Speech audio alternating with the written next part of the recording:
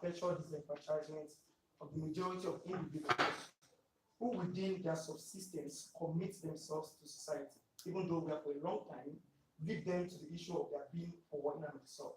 We think these individuals to either suffer within their condition and continue to be oppressed within that perpetual subsistence and themselves, or forced to the dark side of society with things like crime, etc., etc. It's time for society to bring them back to the light. 5 things within this model. 1, as governments, we are going to set up an agency that oversees this particular thing.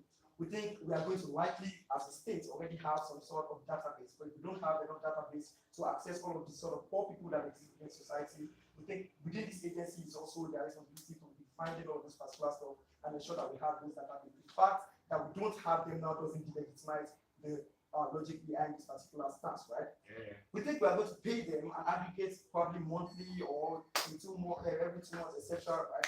And we think that it's also accompanied with other policies of states that is being done in making improvements within the life of people, the quality of life within society. That is to say, the sort of alternatives that they want to bring about in their world to counter this particular policy is not mutually exclusive. That is to say, states still do things like try to ensure that there's quality education within society. States do all of this particular stuff. There's a particular reason why we need to give this particular minimal amount to this particular individual, because their subsistence limits them from accessing even those particular quality things that we provide to them in society, because they need to think about how to get their next meal in themselves. This solves that, right? But notice that this is consistent with the sort of benefits we give to the rich people. I don't think that anybody from opposition should say, oh, the rich people pay taxes in themselves, you are going to be doing an unfavorable some sort of policy. We think we already give some sort of benefit to rich people by things like, subsidizing health insurance within those particular cosmopolitan societies that these rich people exist in, and also things like tax exemption for the ultra rich in that particular regard.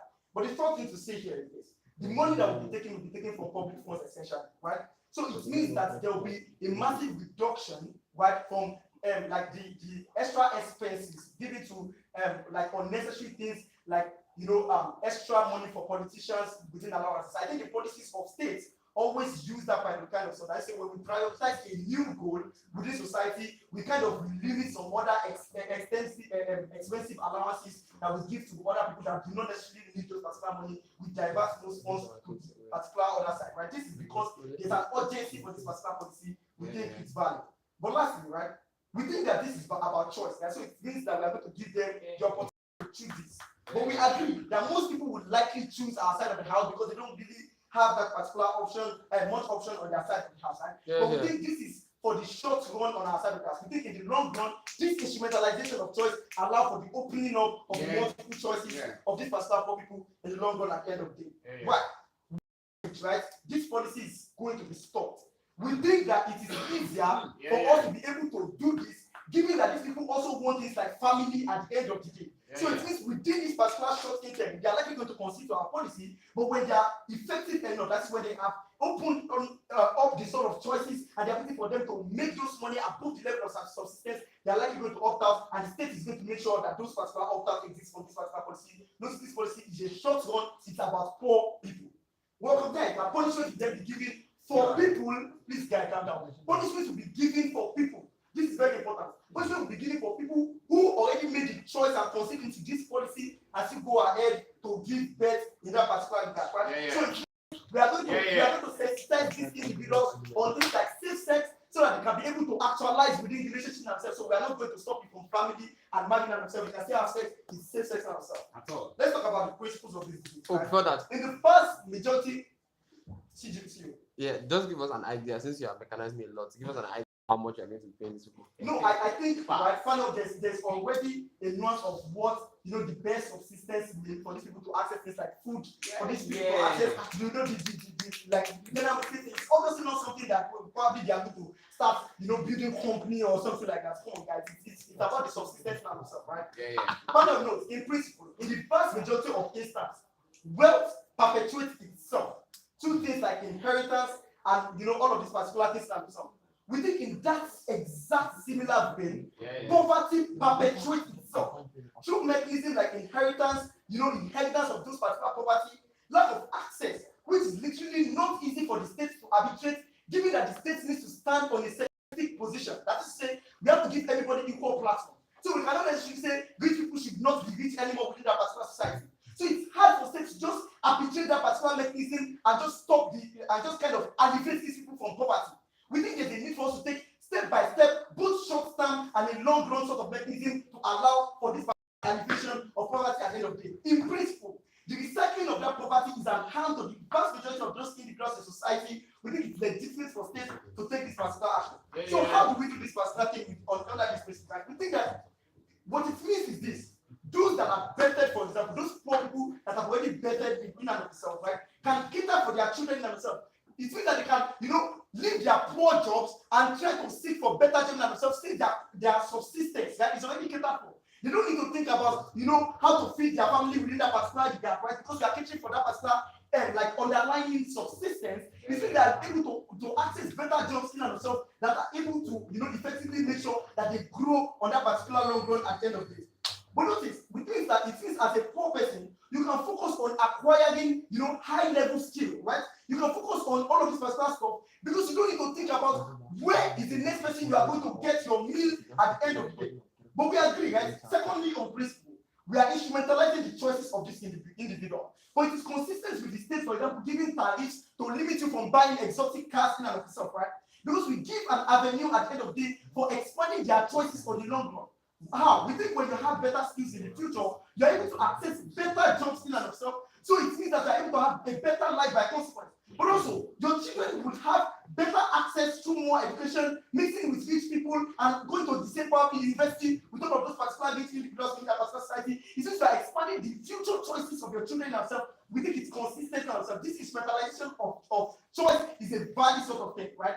We don't think it's wrong in principle for you to bet children into perpetual poverty. We think life cannot be life, right, without dignity in and of itself. We think life is nothing where you can't access things like food, or you can't access things like healthcare in and itself. In the long run, we think it's benefit the state because we are options within the states, within that particular system. It makes states more legitimate. We think we have an aggregate development because when the quality of life is aggregated for that particular whole, everybody starts having the level of the money to make sure that they buy this and of stuff. If we have the aggregate demand and supply for companies to grow, we are proud to grow. Yeah.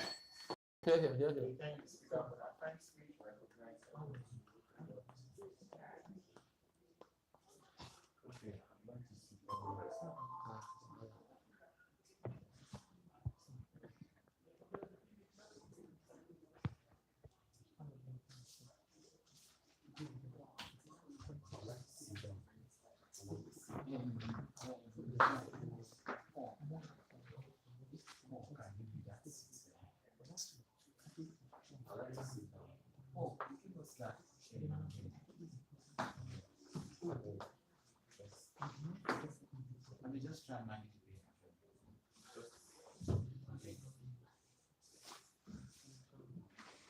Come on, carry on.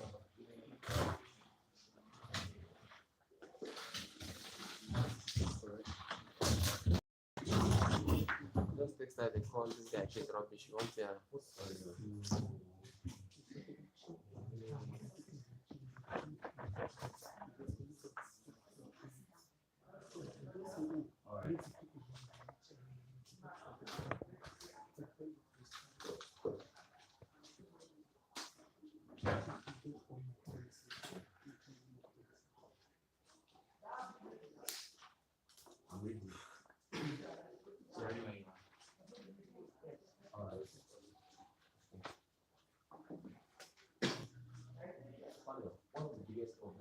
Is that when Mr. says that when these poor people become rich, he's going to allow them to have children.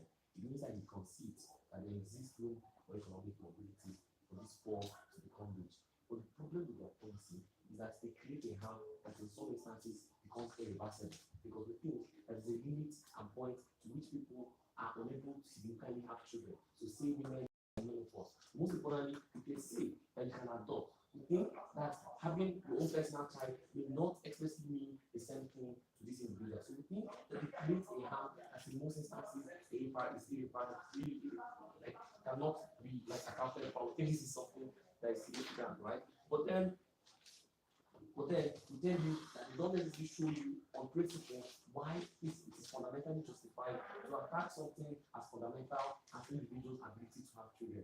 We tell you first, on the issue of choice, we think that the very nature that these guys are poor, meaning that they have less access to finance, it means that there's an overbearing burden for them to accept this government policy. So when they say that they ultimately give these individuals choice, the ability to choose, we think that choice is not a fair choice because ultimately you have overriding influences that are more likely to go into force these people to think on the economic aspect that they ultimately think. Most importantly, we think that childbearing is something that is fundamental to human existence. Also, we think that this ultimately represents rights to individuals. Because when you say that individuals have rights to family life, it means that these individuals have rights not just to marry, but procreate in instances where they want.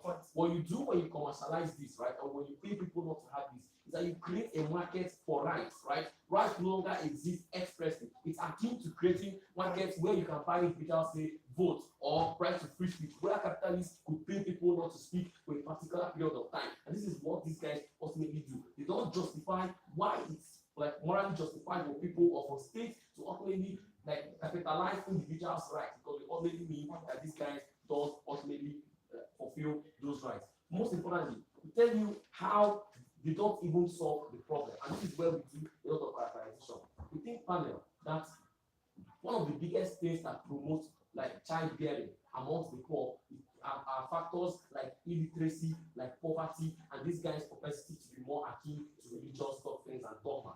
We think at the point where you pay people, this is why Western states have social security, right? To ensure that the poor do not live at the edges or at the abuses of life. And this is something that is important. We think at the point where you pay people without asking them not to have kids, we think you ultimately improve the standard of living of those people. What that means is that they are more likely going to have educated children because they can send their children to school. What literacy does is that you ultimately exponentially decrease these people's propensity to have a lot of children. So we think it's counterintuitive. We think it's the government that is resorting to self-help, right? Because these governments have the ability to just give these people this money. If his problem is that the poor are over suffering, and he claims that he has a lot of money from saving from politicians, why not give them without asking for something in return? Because we tell you, when poor people get significant more money, they are more likely going to make better decisions in and out of themselves. The next thing we think, panel, is that there's in and of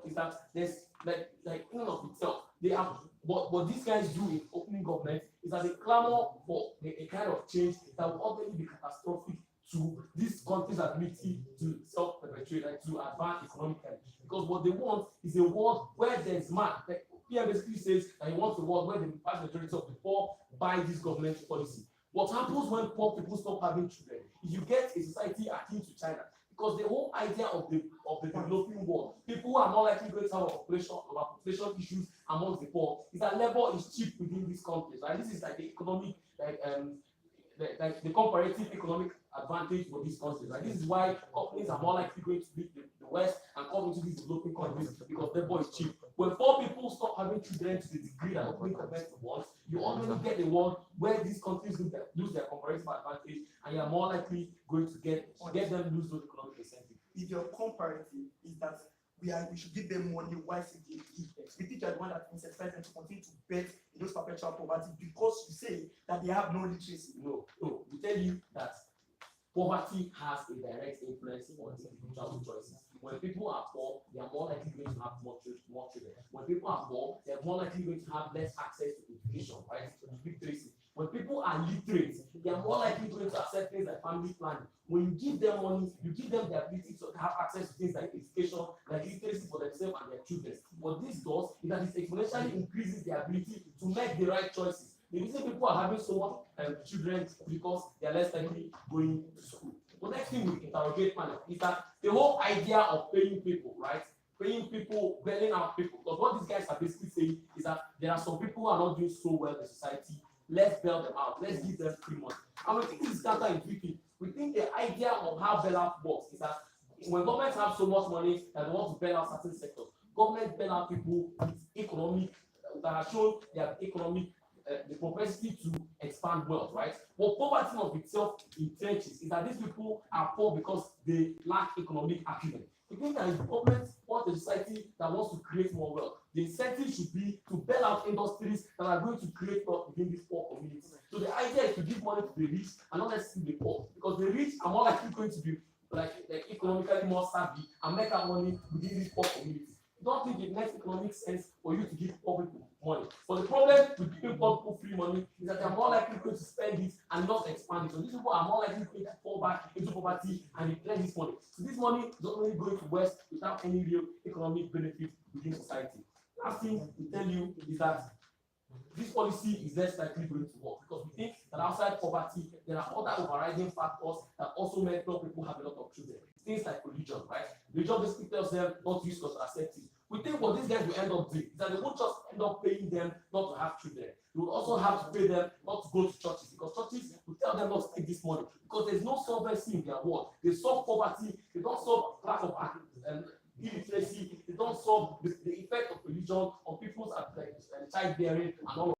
We think that because they have of factors and their policy basically aims at solving one problem, they are less likely going to get solvency in their world. What have I said in some of the panel? We've shown you on principle why commercializing the rights, things like right to childbirth, right to family life, right, is something that's fundamentally bad, and how it's going to create like a slippery slope, like create a system where you expand this exploitation of right, where capitalist entities are more likely going to commercialize. We think we're more likely to find it around the thanks. Let's have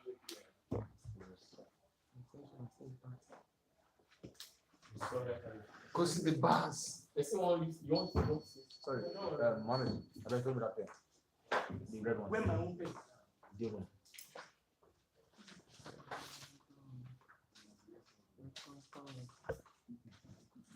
She used to make it work for you.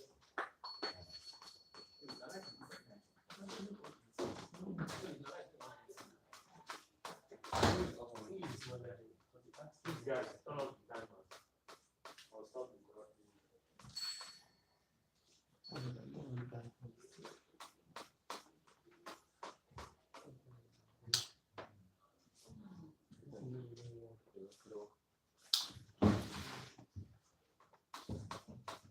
Okay. Yeah. So the goal is that I would encourage you to be more engaging in these debates. First. Okay, fine. I will. Yeah. So I think it's very important that we consider the basic principles that underlie this debate and why exactly the entire opposition kind doesn't have a case. There is a major context that Mohammed is using in this speech, and that's what he explained: the perpetual disenfranchisement and suffering of people within society, and saying that you give them the barest minimum of survival and giving them the chance to be able to fight within society. But there are three key things we get from the position, and these are the best cases. Firstly, is the issue of choice. When they tell you that because particular people are already living in an entrenched state, when you offer them money for these things, they are very willing. You can't exactly call that choice because the money is the controlling factor at that point in time. But firstly, we think money is the controlling factor for a lot of things in society, if not practically everything. Society is built on utilitarian principles. The reason why you work is because of pay. The reason why you do things in society is because you want to get money out of them. People basically do things because they feel it's going to be beneficial to them in those particular instances. But at the end of the day, if they think that they're going to be trading this money on the voluntary front that Mohammed tells you, and it's still going to benefit them at the end of the day, they think that choice is practically justified. Secondly, we also think that they make the argument of how childbirth is inherent to human life, and the clear claim is this: what right are we talking about here? And that's what Mohammed explains to you. We're talking about the right of various minimum of survival of individuals. You ask yourself, on the comparative of trading of rights, which right do you think is traded? A right for another right. The right to childbirth, which we think is practically not important in this particular debate, because we think you need to be able to survive yourself, or you need to be able to cater for another person to be able to survive within society. Within that particular instance, if you're treating your right to childbirth, that is to put another individual under certain circumstances that you are, we feel that right is very justified because you should be individualistic and be able to cater for yourself before you can even cater for someone else.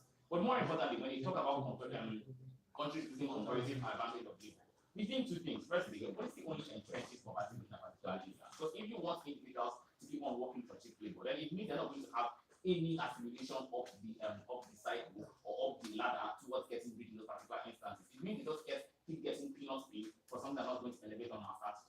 We feel that under our side of the world, we're able to elevate their status in every sense of the word. But first, let's engage the principle which opposition clearly negates in this space. Mohammed showed you very importantly how people are made up of intrinsic differences and strongholds, and people people have preferences and special things that are very specific to them within society.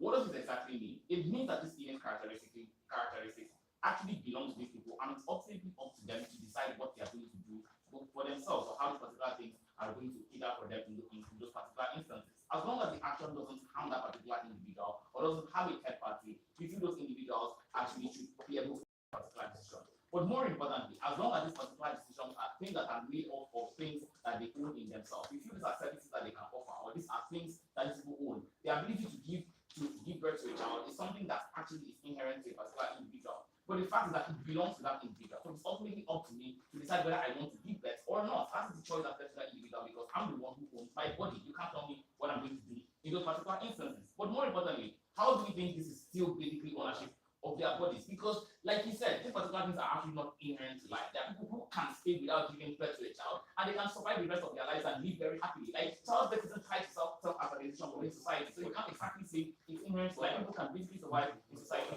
without particular things. Secondly, over to the most important one, we tell you about why we allow these particular people to train specifically.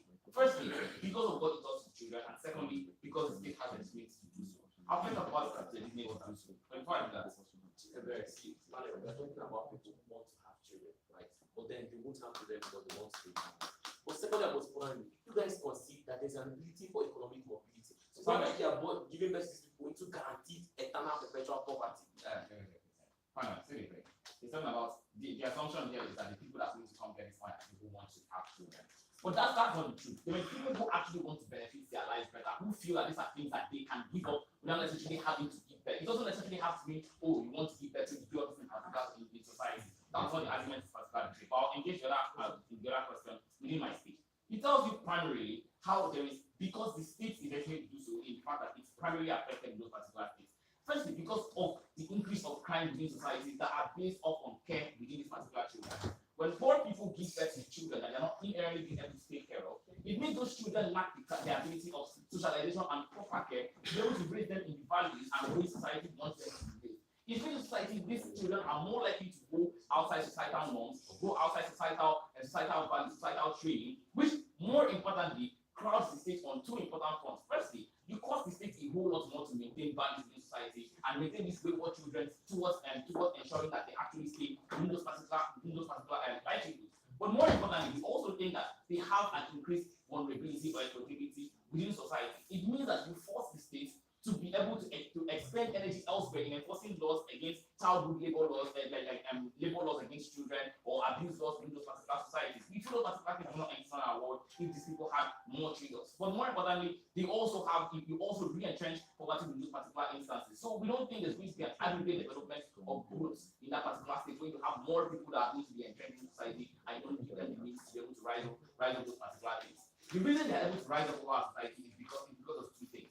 Firstly, we think that against any other alternative that they would pose, like saying, oh, you can give them the money for them to be able to survive society without having to have that trade-off. We feel firstly that the incentive to invest that money and be able to better themselves in society is going to be more incentivized when they actually feel that they are giving up something. So poor people in the society are going to be more comfortable if you just offer them money for survival in that particular state. They may just use the money the way they want to use the money and may not put it into something more effective. But if you don't understand about what, they have more investment in themselves and more investment towards doing that will better their lives. Because if they want to have children in society, then they can get back those rights. They can opt out of those particular mechanisms because they want to have that, they want to offer those benefits, they want to keep collecting pay. So they have that more incentive.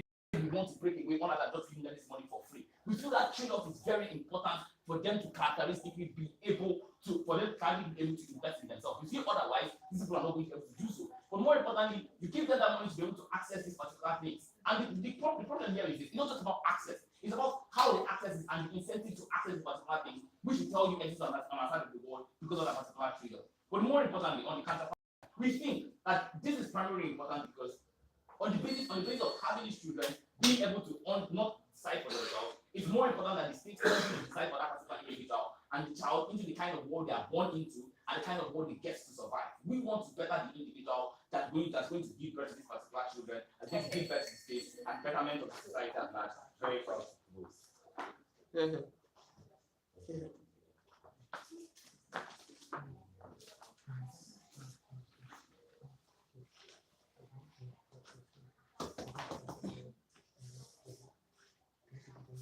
So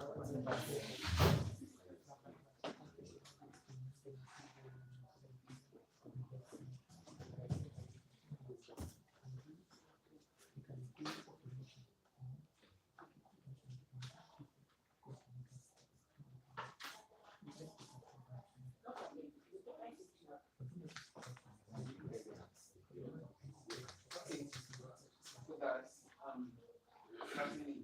three, two, one. The thing that the problem with OG in today's debate is that they talk about a whole lot of things without explaining to you. First of all, we don't think that we massively give people money, that they pour money automatically means they are going to not be poor. But more importantly is that in today's debate, that they concede you have to give them massive money, right, for this thing to make sense. What they don't explain to you in today's debate is how you can practically give a poor man enough money, and he will most likely not want to use that money to spend on a lot of things he has been missing out. Because we must understand that the poor already thinks that the society already disenfranchises them and doesn't even allow them access to a luxurious lifestyle. That's the first thing they are going to talk about. That's the first thing they are going to think about. But the second thing is that we don't think that just saying incentive is enough reason why the poor is going to invest in the fund. Because aside just saying that, right, we think that some poor people always have money. Some of them have money. The reason why they've not been able to climb the ladder is because, first of all, is that they lack access, right? One, they also lack education, like investment, educational knowledge, right? To make this, like to make whatever money they have to replicate whatever money they have. And also, we think that because business itself is largely very exclusive and forms a kind of cartel lifestyle, means that most people are most likely going to want to invest and partner with the rich that want to, partner with the poor, which means that it's always going to be difficult for the poor to move up the ladder. We don't think it's something that's very, very important. But any poor man that gets enough funds that we talk about in today's debate will also maybe just think about jackpotting to go to countries that will obviously allow them to express this kind of opportunities and this kind of right to procreate. We think that what these guys don't understand today, and Chidi talks about a lot of nonsense. First, we say, oh, it's about people that wouldn't even want to have children.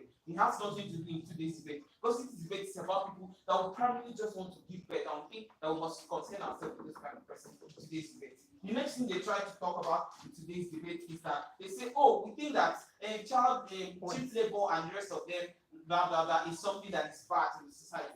What Kosi explained to you that they didn't understand is that we think that what exists in terms of cheap labor is an incentive for international corporations to want to invest in that society.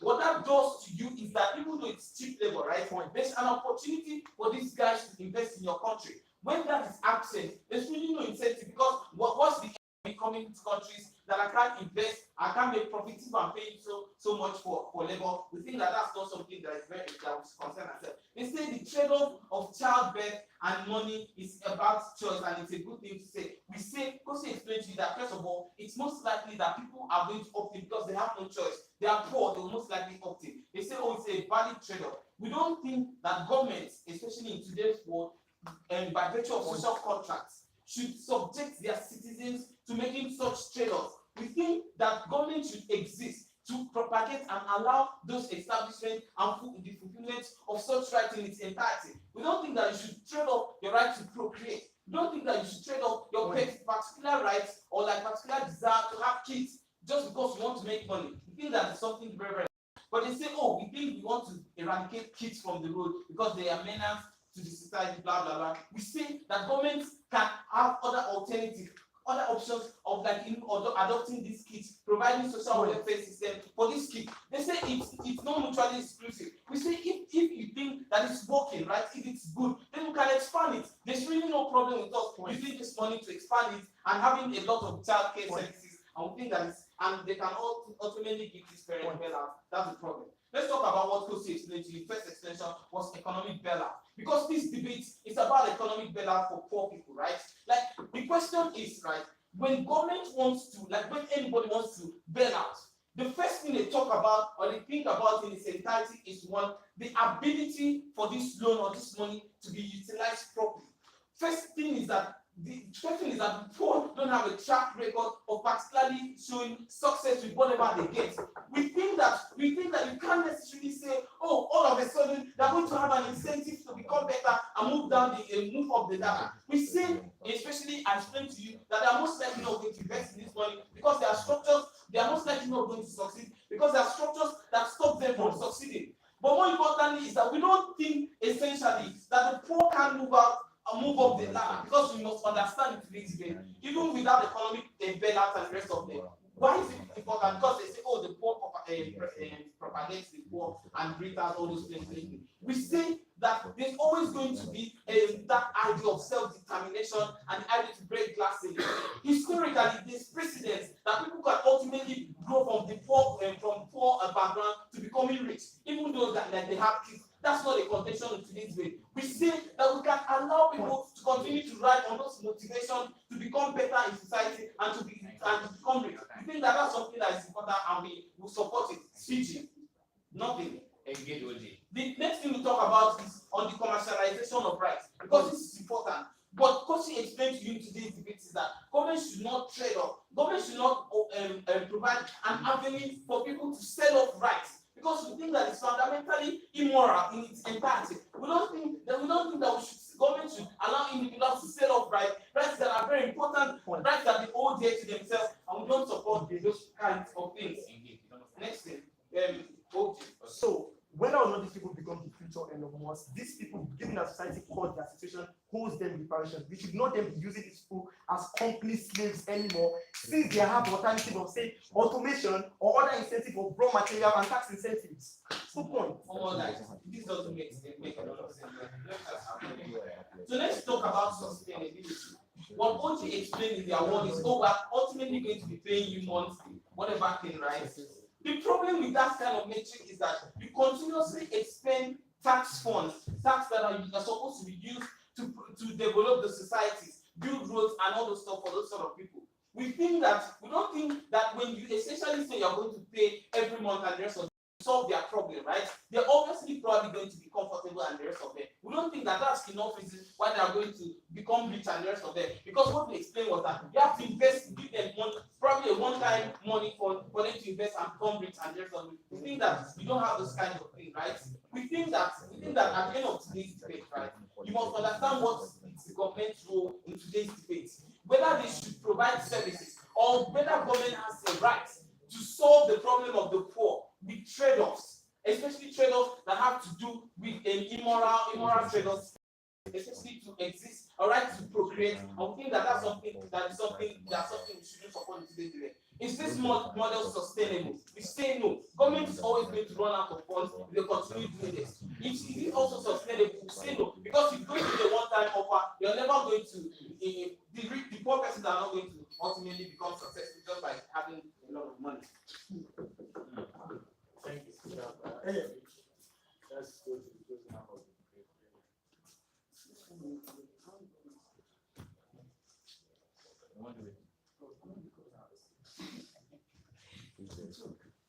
All right, so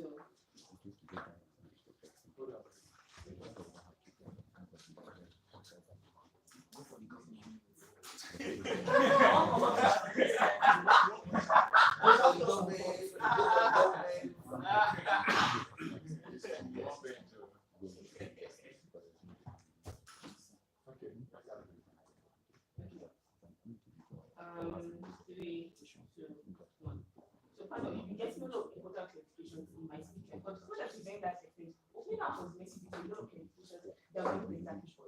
We do ask that to make that mention, this is where the definitely existing developing countries or that developing economy, right? So we have to make that mention, a lot of problems that share these poor people and kids they give birth to, and essentially being catered for by things like check services in development countries and the concession about that. But let's talk about characterization of poor people and why we think that this is particular thing. When we talk about poor, right? We don't just think it's about just the average poor. We think it's about people who live below the poverty line. Because we think a very large extent, some people can still necessarily like accessing very cheap education, those kind of things. Like, but we think that there are scenarios that are very particular to people who live above the poverty line. What does this look like? We think we need to interrogate why people who live below the poverty line give birth to the first thing that we don't think they give birth because of things like emotional attachment or simply because they want to get food. We think that we very large extent give birth on the basis of things like the fact that the more money, the more children they have, the more manpower they have that can work for them. That is why you find a lot of poor people still roaming the streets, doing things like child labor. You know why child labor is prevalent? It's not because these parents give birth to them because they want them to take care of them, but rather they give birth on the basis of the the more kids I have, the more people who can work for me. We think that's very important. I'll be showing you why we don't think for more than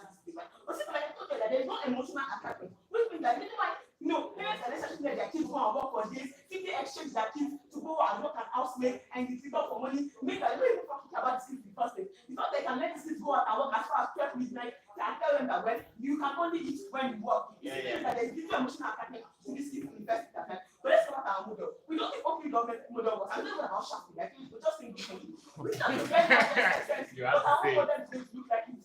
We're going to give these guys money, so let's just give them money. Like, not just if I just give them money for food. So let's give them very sustainable money.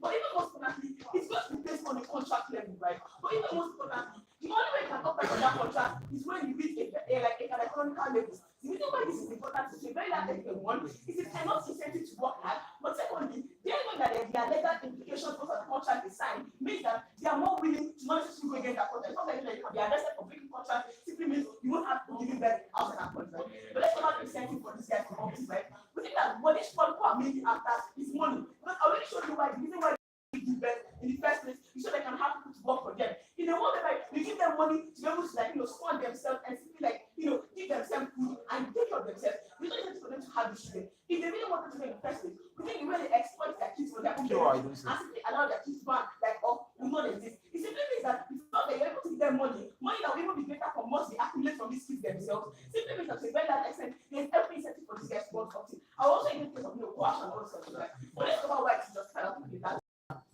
We think that we think like this guy now to come and argue we're taking away their rights to individual relationships by discourse. In developed countries, we have things like child services where if you cannot afford basic amenities for your kids, take away your kid. Like if your kid is found lacking of education and all those kind of things, if your kid is found hungry, starving in a room, state takes away that child and put him in foster care system and start taking care of him. It's simply if they want to come and say we're traveling and inequality, it's simply they have to come and show why it is wrong for state to that to be that instance. We think these children are people who also have rights. State has that obligation to protect these individuals, and we think that for developing countries where there is concept of like the ability to get that to these things is limited, we think it is very much justified for them to be like. But even more so like we think to a very large extent where the main reason why this guy wants to procreate in itself is based on expected tendencies. We think that to a very large extent, what that means is it is very justified for us to stop this. In a world where before you have kids, that the number of kids you have means that you have more power and more manpower in the farm, right? I'm not saying now. It simply means that to a very large extent, it is justified for us to do that. But let's make a couple of arguments for we reach out to say. We think that to a very large extent, what we think our world is why one protect minorities, like I'm trying to out. We think to a very large extent, this is minorities and the system of place is because they are poor, right?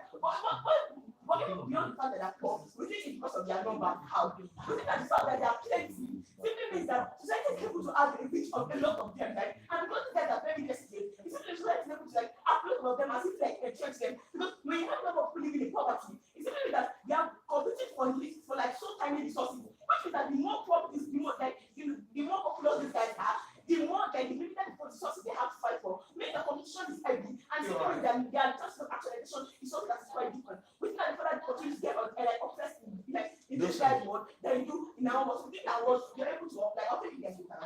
But even more stressful and stable than that, we think on the life of this problem, we think to a very large extent where you're able to take away his body away from them. Because you realize that there's a body on them having to come and try to essentially take care of this and everything. We think the wonder why you're able to do that, you're able to increase their property like that, quality of that in all the sort of spaces. But even also, if you talk about the state, we think you reduce extra burden on state in having to do things like that for child safety, do things like foster home, instead of not having for. But even beyond that, let's talk about things like child labor and how you best eradicate now. What the things like very important. You know why things like sweatshops are very much dominant in developing countries and other developed countries? It's not that a very large extent, a lot of prostitutes walking the street without access to education and all that things. In a world where most cannot have children, it's not that it's not of children who are so desperate to find what it's daily reducing. That is a very large extent where things that are limited, and most countries know that a very large extent, even though they create sweatshops, the number of people who access this is limited. Because in a world where people are getting paid, it simply means that the space is reduced. That is why the extent where they see for this sweatshop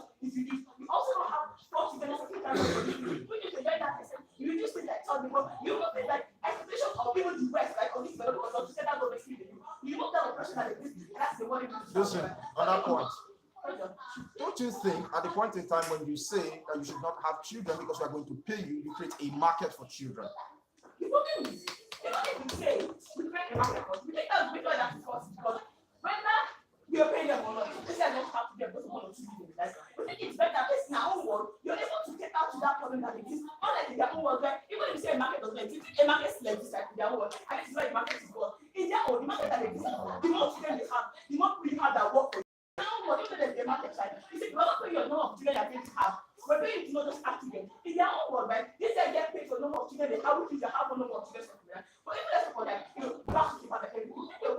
You're able to give people money. And because of that, even if you are really like what have to do with the national academy, still works in our world. Because the one where they sign a contract is that the only way they can have a contract is the one where they actually set the economical level. It's a very incentive for them to want to work hard so they can work out that contract. But it's a very nice time before these guys to work hard and before them to get that emancipation they want. But even beyond that, in a world where these guys don't have money to fund their little business, because now they are going to have, but then these guys want to come and argue that they care of their children.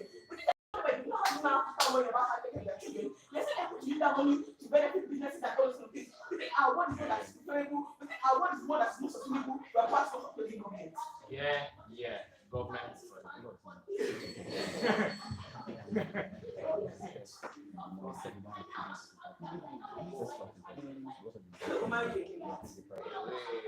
That's what you call the stress. But who is the fight? Who is the fight? War. This is come and finish us. Okay, the camera is there.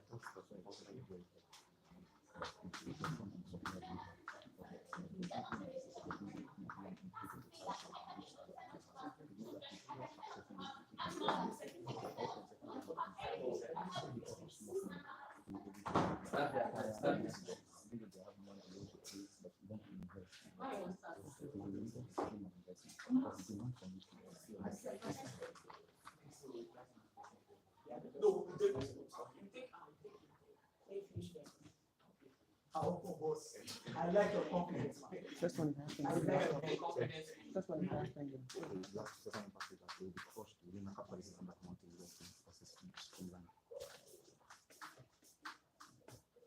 Hey, Nigeria don't think like that. Easy, yeah, easy. No worry. We'll take you away. We're not going to speak after that. Now we will think that. Sorry, please, can we lock the door? Start them.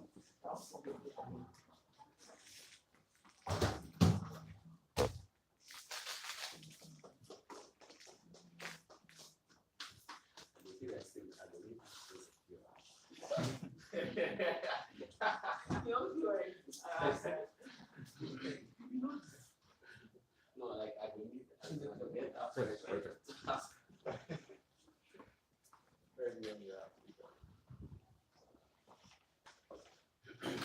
In principle, closing operation claims that it is immoral to appropriate an economic value to life, right? We think, for example, that the right to life, for it to be sacrosanct as it is in status quo, we must continually send the message that life is too valuable to be quantified monetarily. That is the reason why, whether you are paying small minimum wage by OG or you are paying big money by CG, we don't think that any of them stands on a principle level. I'm going to give you 3 reasons why this is true. 1, we think that the idea that life can be exchanged for money is the idea that fuels crimes like child trafficking, teenage prostitution, ritual killings, etc. Realize that the fact that people believe that you can exchange an individual's life for economic prosperity is why people are geared towards those crimes. They say, which is a very smart thing, well, some of these harms are going to exist on our side. But the problem why our side is better is because the state doesn't entrench it or doesn't support it. Because in their world, when states send the message that it is okay, for you to exchange life for economic value, then you lose the legitimacy to police these crimes like trafficking or sale of children, etc. But more importantly, is that you are now the one who is creating that market for children to exist. Because in this particular instance, you have then empowered it by the sort of policies that opening government gives you in today's debate. On principle level, both of them lose. Second case in today's debate, we think that the idea that bearing children is the reason for poverty is false or at best unproven by any of them. Because it's just an assertion that poor people need to focus on becoming rich So therefore, we should take away children from them. Forgetting the fact that if you do take away children from poor people, you're still taking away all the existence of life. For example, sick parents, right, that they have at home that they still have to cater for. For example, their wife might be suffering from cancer. For example, they probably have, a natural disaster or whatever. The idea that the only reason why poor people have not been able to climb the social ladder is because they have children is false and unproven. There's no analysis to show you why that is. They just expect you to just to believe that because you are arguing about, not having children, therefore it's actually true. You need to prove, your body's in today's debate. Thirdly, we think that the nature of society is such that, the nature of society is such that people ultimately aspire to a happy life in a sequence, meaning that when you go to school, when you are born, for example, and you're going to school, there's an aspirational value of human beings, which is to say, let's get education, get a good job, get married, and have children. The idea is then that the cap for maximum happiness of people, for most people, ultimately, except maybe antinatalists, for most people, ultimately is bearing children. What it means is that for proportion side, what you ultimately do is that you take exchange. I won't be taking care of that. Is that you exchange the possibility of pursuance of happiness from poor people with money. Meaning that even if you give them the biggest amount of money, as CG argues, you perpetually keep them unhappy because you haven't changed society. There are other people that are bearing children, and there are other people that are accessing this societal standard of happiness. So they have money, but they are perpetually sad and depressed. A number of reasons why this is bad. One is that sad people don't succeed ultimately. That's the reason why their case is shitty, right? You need people to be emotionally grounded and happy for them to exchange value the way you want them to build up companies and become Elon Musk and all of those sort of things. When they remain depressed, they are likely going to be unproductive, meaning that all this case is false and false on this ground. Secondly, is that the aspirational value of human beings means that there's always going to be a backlash because at some point, even though this policy seems like it's such a beautiful thing, at some point, human beings are going to then realize because we are not offering them education and stuff like this. Are going to then realize that this is an oppressive regime that is giving them this sort of things to allow them access. Why is this true? Notice that rich people are still bearing children. So ultimately, you are simply saying the penalty for poverty is not having children. And that is problematic because poor people are the majority of society. If they backlash on you, you will capitulate the state. And that takes me to my next argument. The state should not do this because it directly threatens the existence of the state. For two reasons. One is the one I told you that because there's a possibility of backlash, the state is going to capitulate. But secondly, is that the ability for creation to continue to exist in status quo is the only reason why the state can exist more, futuristically. The state doesn't exist to cater only for the people within it right now. That's the reason why we make policies like a 10-year Vision 2050, Vision 2030, or whatever. The reason why we do that is because as human beings, we have an implicit moral principle or burden on us that makes it possible for us to want to leave things for our children and our children's children. So when you make a policy that favors poor people explicitly now, but prevents them from being able to recreate, it means that at some point, your society will stop existing. What stupid state wants to put in a policy that means that at some point the state will stop existing? The primary role of the state is societal sustainability and functionality, and they lose out on that impact. Let's play around a little bit on the economics, right? One is that we think that when you pay people as much money as whatever they want to have, because this shouting and that's why it makes it difficult to engage them. When you pay people whatever and you just inflate and put money into the system, naturally, any basic economic student will tell you that that's called inflation. Meaning ultimately that these poor people essentially, even though they have money, because inflation exists and people know that there's a lot of money in society, cost of goods are going to increase. So even their ability to perpetuate that wealth or to use that wealth to perpetuate like exchange for value is the same, right? Because even though they were having 10 naira before, but water, the moment you're giving them probably 10,000 naira and water is now 15 naira, they are still perpetually poor. They just have more money, but they're not literally climbing that ladder at the end of the day. Secondly, is that we think that they will be crushed by the investment opportunities that exist. Notice that they are starting behind the line. These people already have all the economic acumen that makes them succeed in businesses. Because you ignore the fact that economics is still very competitive. You just assume that if I give a poor man capital, he will then go trump with the Bezos and become as rich as Durnsin. That is false because ultimately rich people already have all the tools that they need to win in that market. Poor people are going to lose. Let's show you why these guys are fucked up on mechanics. One, this policy is very, very unsustainable. Notice that they argue in their side because we want them to at some point stop opt out of this option so they're going to get rich, right? The reason why this is false is because I've shown you that they're not going to get out of poverty because of the way economics work. I can't ignore the economics, right? They're not going to get out of that, poverty and but notice is that they don't give you any metric of valuation. Because when we tell them, how are you going to evaluate this? Are you going to say, because I want to have 3 children, you're going to pay me more, or you're going to pay the money for only 1 children or whatever. But very importantly, is that there's an arbitrariness of economic situations that exist. People can be rich today, and because of natural disasters, COVID-19, crash in Bitcoin, or crash in economic market like 2008 crash, they can become poor tomorrow. No mechanism to cater for when they become poor. So if I have rich and I have 3 children, if I become poor, it becomes a crime. That's what it means, because they say they'll punish them. If I now become poor tomorrow and I still have 3 children, I can be arrested on their word for committing a crime that actually I have no control over. This is a fucked up state. I'm proud to win. Here.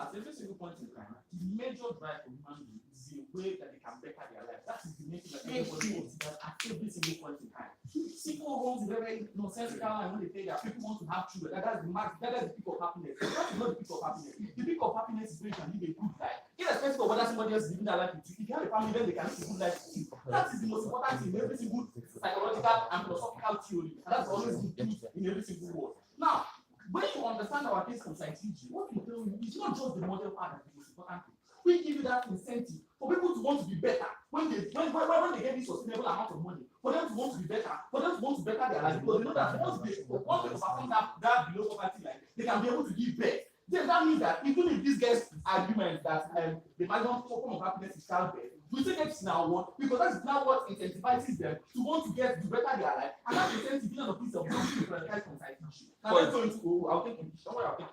Then the first thing we get from OO, the ideas we get from OO are to say that shit is actually an understatement. The first thing we get from this guy is the idea that social welfare can exist, that we can just give these people money without anything. Understand that in this case, these guys are telling us that these poor people are illiterate, that these people they are inoculated to continue to be poor. The problem with it is that when they say that they don't just give them money without any incentive for them to be any better, then what are they going to use the money for? They're going to spend it in a wild way.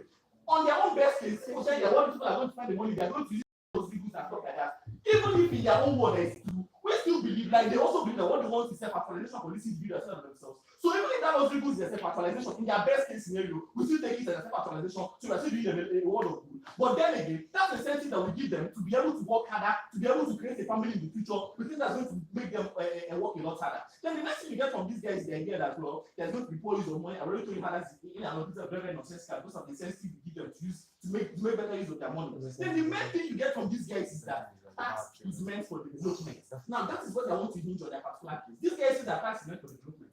We from side CG and even OG have been showing you clearly that when you give these guys this money, the development is what to get on the long run. So if you say that tax is for development, and we are showing you that when you use that tax to give people money, they're going to get development in the long run, you're not more proud to win over them easily. Please give save your case. The principle of your case is that poor people are sadists. We just give the only crime poor people are guilty of is being poor. They're not sadists. Okay, please, by and large, the problem with this argument here is going to time that at no point in time did we prioritize as poor people as sadists. We just tell you that the most important thing for poor people is for them to live a good life. So that kind of itself is the reason why they give birth to a lot of children. Then you see other things like illiteracy and indoctrination coming into play because these guys now themselves are illiterate. We tell you that what they prioritize, what they want to prioritize at every single point in time is a better life for them, for their children. If they're ever going to have children for their family, or whether they're more proud to take out the whole of it. Then let's go into you. I'll take this ready after, please. So the first thing we get from these guys is commercialization of rights is something that is so terrible. On the first level, let's explain to you panel that in status quo, commercialization of rights is something that already exists, even in their own best case, which exists. You also agree that this is existing. So the problem with the commercialization in their own particular world is that it also has a trickle down effect on the government. Because at the end of the day, you have a lot of like I'm actually explaining to you, these people believe that the more children they have, the more they can ship out into child slavery or child labor and stuff like that. That means that they continue giving birth. The problem with that is that the government still suffers the long run because these children of themselves can constitute users to society. Which in our own world, we reduce this. Even though this commercialization exists in both worlds, you see get better utility in our world, and then more proud to accept anything that gives us a little more utility than another. Shoot. Your model doesn't cater for when rich people crash and become paupers. It can happen. Thank you But very much. ultimately, is it impossible for poor people to organically become rich without your model? I thank you very much. The problem here is that the very essence is that today's debate can only practically occur in developing nations. The problem here is that in these developing nations, you cannot continue giving these guys are talking about things like welfare, these guys are talking things like this is not exist in developing nations. We are making the best means that we can effectively get to get these guys out. Why this is the best means because you also have that incentive of wanting to have a company in the future and using this money judiciously to be able to get to that target spot. And we have more power to actually think that I will not take care of it. Now, the next thing we get from these guys is that the reason why people are poor and not exactly. They are not exactly because they continue having it. The problem is this: that when you look at society, you can see that the reason why developing nations continue to plunge more and more into poverty is because their population keeps on increasing without any economic development attached to it. Now, in our own world, you get to first of all, the population was reduced because at the end of the day, people are going to key into this relation incentive of why they're going to key into it. The next thing you get is that they're going to get economic development. These guys try to play a part by that inflation is going to occur. But understand that kind of itself, inflation is something like this. It's not really a direct case of okay, this thing goes in and the people start increasing the amount of money. The problem with inflation is that at every single point in time, because people below the poverty line, even if you say that they want to leave these guys below the poverty line, that inflation will still occur. Inflation is as a result of direct governmental policies and things like that. That's what you think about things like this. It's not a case of telling me that okay, because we give these guys, we give them money to be able to build themselves up, then that means inflation is something that goes to occur in society. We do not agree to that, and that has never been any economic policy ever before. And let's tell you that some people in and of themselves are unproductive. Now, two levels of importance to that. First of all, let's actually agree that these people are going to be sad. The difference in our own world is that you give these guys an incentive. These guys say that childbearing is the maximum form of happiness. They are going to do that now. Because you give them that incentive that they can be able to get that maximum form of happiness in the long run. We believe that that's an incentive that we are not going to take. We believe that that's an incentive, even of itself, that's going to make them to work a lot harder. We think that even in the best case, even in their best case, the people are sad. We still give them because they don't get that incentive to be happy in the long run. And this is something that is going to effectively be helpful to society. Then the next thing is the fact is going to show you exactly why it's can't about wages. The next thing these guys give you this idea that it's going to look like an oppression of poor people and stuff like that. Now understand that children of itself, this does not in any way reflect a model of oppression. In any way, it doesn't reflect. The point here is that at the end of the day, we are actually trying to help poor people to get into a rich zone. When they get into a rich zone, they continue enjoying those rights. So we're not saying that it's a punishment for poverty. We're not saying that that's the mechanistic output that we can effectively use to get out of poverty. Now, why do we not have our approach? Because the problem with all this is that the poor characterization and contextualization they do to this debate actually brought about a lot of shitty arguments here from Uboh, which I don't blame them. Is that we tell you first of all that because incentives is going to exist in our particular model for people to work better, they are going to get better results in our world. That's on the first level. On the second level, we tell you that on a principle justification, we know that at every single point in time, because this thing is going to have a ripple effect on both poor people and on the government, that everyone's going to benefit in the long run. We feel like in our own world, we get the best utility. So for our own world, you get both the utility, you get both the proper contextualization. We have to be more proud to be something. Thank you very much. Go for the win. Go for the win.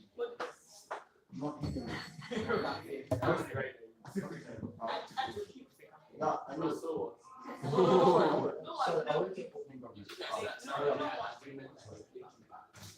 Please don't buy that. Just tell us when you start. I'm closing up as fast as I can.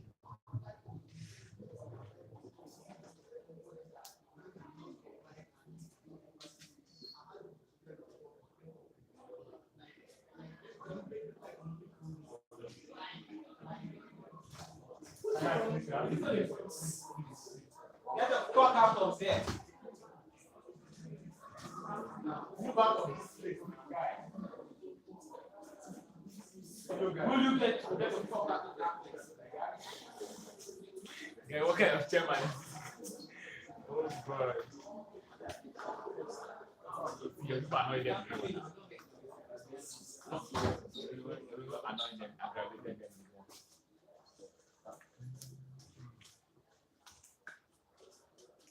To an extent, I will make it very simple for you to rank these debates. I think one, there's a problem in the opening half because government is able to prove, OG is able to prove to an extent why poor people have some certain degree of like freedom to be able to acquire certain skills. because OO doesn't do like proper work in terms of the mechanistics of analyzing why the counterfactual is better and why it works. I think it's very, very simple to understand how all of OG's benefits are exclusive. Given that one is it has to invest heavily in ensuring that poor people have these funds in order to be able to trade off their children. This is very simple. But also, like, in terms of the principle that easy gives you, show you why you trade the market for children. Whereby the state has to be in a capitalistic place in order to ensure that you do not have children for them to work. But also, why this is important, and the state can easily do this. The only problem that I see for poor people is not that in having children, it's in taking care of children, and that's why things like church or like schools like exist in status quo.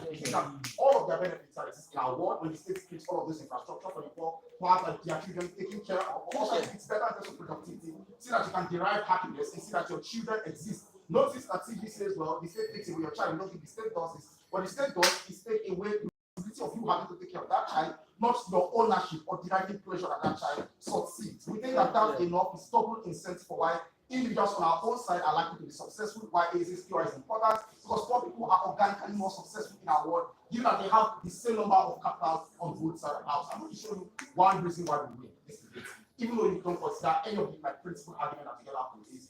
Notice that one, we show you why on their own side of the house, you threaten societal sustainability. This point is very, very important. Notice, at one point in time when you say poor people shouldn't have children, it means that one, you threaten the labor supply or the demand for labor within their world. But secondly, is that you reduce the demand for innovation and demand for products. It means that on their own side of the house, what you do necessarily is like raise up inflation, given that if you increase the cost of supply, like the supply of labor, increase the cost of supply of labor, it means that prices are likely to go up. It means that it's the same number of like the same value of money that you give the poor on both sides of the house. But also notice that even if we are likely to buy CGs and give the poor a whole lot of freebie money, the reason why they still lose is that at a particular point in time, you also increase the cost of labor, you reduce the demand for innovation, give that reduced number of people that exist within society. It means that the poor have to use the whole number of resources that they have to invest within the limited streams. But also the reason why this is important is because at a particular point in time when there is huge choking within like that particular stream of investments, and there are a whole lot of rich people within that space, it means that you are less likely to succeed. But also because of the reason that Eze gives you, because people are much more sad on their side of the house, it means that you reduce the chance for poor people to succeed within that capitalistic model and people get out. Let's talk about why we win on the principle. Let's talk about why we win on the principle. I think like the reason why we win on the principle is on both sides of the house, like these guys say, well, child exploitation and market for children already exists. Notice that the state can call this out because the state doesn't support like you like selling your children.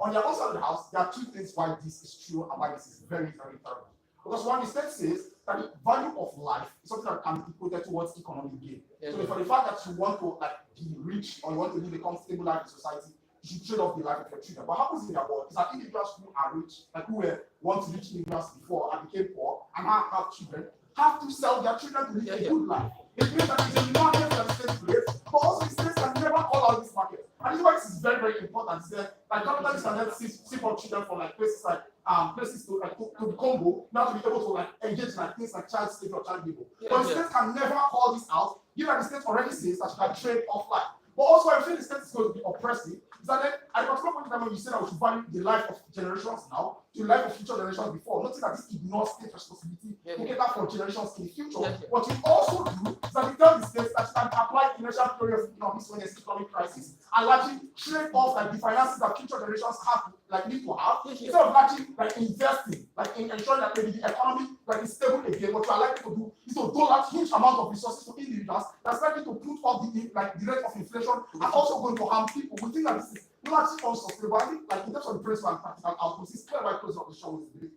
But before I go, two things. One, the problem is even if you have those alternatives of crèche, there's no access to that for capital for this public. But second, social contract itself is based on trade-off, right? We'd rather not have a society if you cannot live a life of dignity. Future people on their world will suffer. That's how the first thing I think church is free. Government infrastructure are necessarily free and status quo.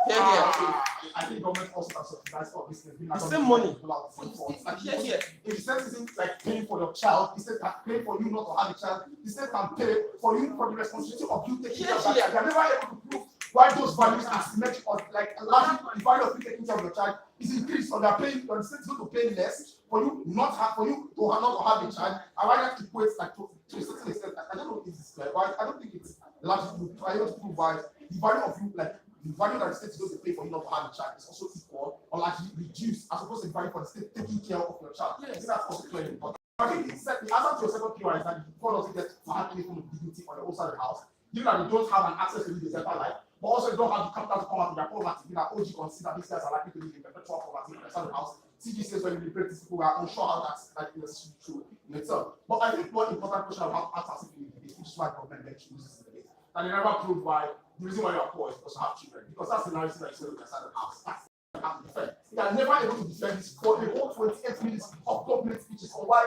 the reason why you are poor is the reason like because necessarily you don't have children. We tell you there are a whole lot of societal factors and this that is responsible for you being poor in America. We think why this is principally important for you to notice that the state is responsible for your poverty. We think that if these guys say that the state should repair that harm, there should be no conditionality for reparation. You can never say that we should repair a harm and we should place a condition for us to repair that harm that you shake off a certain like you don't think that you like you said you want to be able to repair black slaves for slavery and you also condemn them to a certain form of slavery by telling them that they can never have access to a particular form of right. I think that on out of this case, this is largely moral, but also out of individuals we don't think it's good. But let's talk about the last part of this debate, which is on like also extends to like why we think that the backlash is likely to generate because there's a cap on your happiness, something that the state should never like want to enjoy. But there's other house, they think each individuals are foolish. So because you're poor, like you are going to take this choice now yourself and you're not going to backlash against the state. At the point in time when you recognize that there are other individuals that can also access the things that you cannot access, which means that they can also have money and also have children. You are going to backlash the state because you recognize that the state is putting you in slavery. We think that the state should not like go on with this particular policy because at that particular time, individuals are likely to backlash against that state policy is going to be unsuccessful. But also, why we think we win is that because of the aspirational nature of individuals, like at the particular time we say we shouldn't have children, it means that we shouldn't engage in things like marriage. We also place a cap on individual happiness. The reason why we win this debate exclusively from close opposition, so we are able to like take all of these mechanisms that these guys do from both government and economics and show you why there are no outcomes better for the rich or for the poor in their own class of half. But also we show you why this is illegitimate on the moral stance. We are very happy to take this debate. Sampolo. Icho. Thank you.